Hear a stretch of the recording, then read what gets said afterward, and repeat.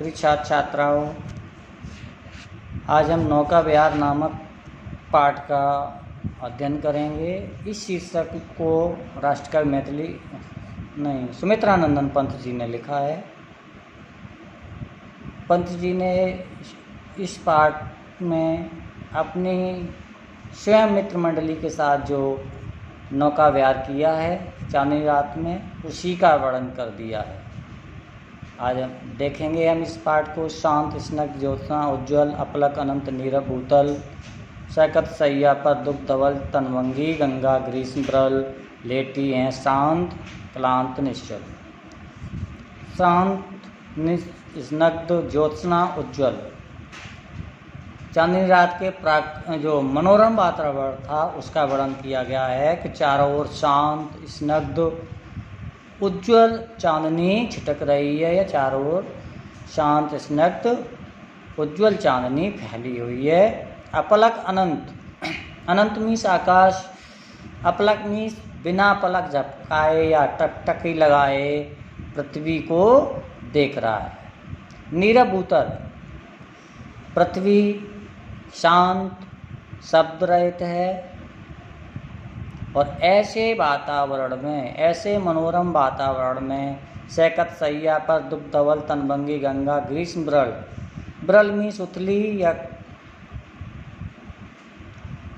कम धार वाली, ग्रीष्मी जानते ही हो, तनभंगी मीन्स जानो। दो अर्थ होते इसके, छरछरे शरीर वाली या पतली कमर वाली या पतली कम धार वाली भी कह सकते हैं।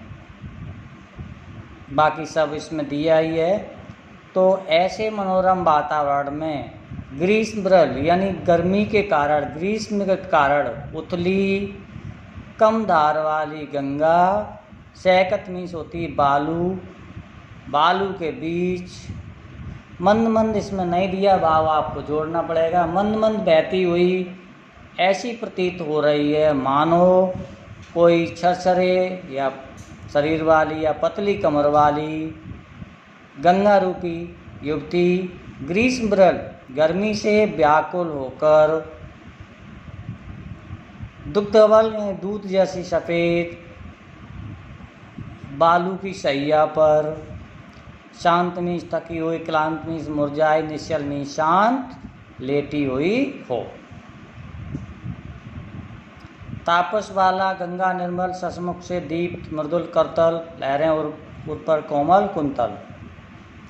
उस मंद मंद बहती हुई गंगा की धार में चंद्रमा का प्रतिबिंब पड़ता है। उस प्रतिबिंब को देखकर पंत जी ने अपनी कल्पना की है।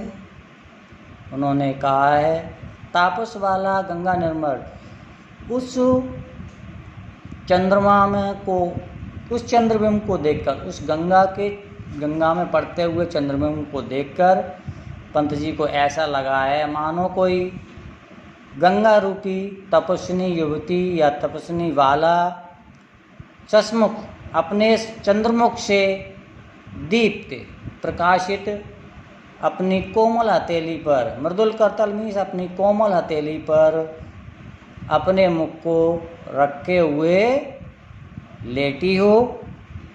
लहरें और पर कोमल कुंतल, और उस गंगा जल में जो लहरें दिखाई दे रही हैं वो ऐसे लग रही हैं तो जो लहरें हैं उसके वक्ष स्थल पर उसके कोमल बाल हों। गोरे अंगों पर सहर्ष लहराता ताल तरल सुंदर चंचल अंचल सा नीलांबर। उस गंगा के जल में नीले आकाश का तारों जड़ा जो चंचल परछाई दिखाई दे रही है, उसको पंत जी ने माना है कि मानो गंगा रूपी युवती के गोरे गोरे अंगों को स्पर्श करके उसका नीला अंचल, तारों जड़ा नीला अंचल जोड़ना पड़ेगा। ताल तरल में तारों तड़ित या तारों से जड़ा हुआ सुंदर नीला अंचल लहरा रहा हो। साड़ी सी सिकुड़न सी जिस पर सस्से की रेशमी विवाह से भर सिमटी हुई बरतुल मृदुल लहर। उस पर, उस गंगा के जल में जो छोटी छोटी बल खाती हुई बरतुल में टेढ़ी मेढ़ी जो कोमल लहरें हैं वो ऐसी लग रही हैं मानो उस गंगा रूपी युवती के लेटने के कारण जो उसकी साड़ी में की सिकुड़न भी सिकुड़न हो। आपको पल्ले नहीं पड़ी हो ये वाली लाइनें तो फिर देख लो। साड़ी की सिकुड़न सी जिस पर सस की रेशमी विवाह से वर, वो कहो चंद्रमा की चांदनी में, सस की रेशमी विवाह से वर चंद्रमा की चांदनी में गंगा के जल में जो बरतुल मृदुल लहर जो टेढ़ी मेढ़ी लहरें पड़ रही हैं उनको देखकर ऐसा लग रहा है मानो जो गंगा रूपी युवती लेटी हो, उसके लेटने के कारण उसकी जो रेशमी साड़ी है जिसमें बरतुल में सिकुड़न पड़ गई हूँ, सिकुड़न सी पड़ गई हूँ। ठीक है, आज यहीं तक। इसकी 4 लाइनों का आपको लिखना है। पल्ले नहीं पड़ा हो तो दोबारा से फिर पूछ लेना। भावार्थ लगाना पड़ता है इसमें, केवल यही कठिन है पहला वाला।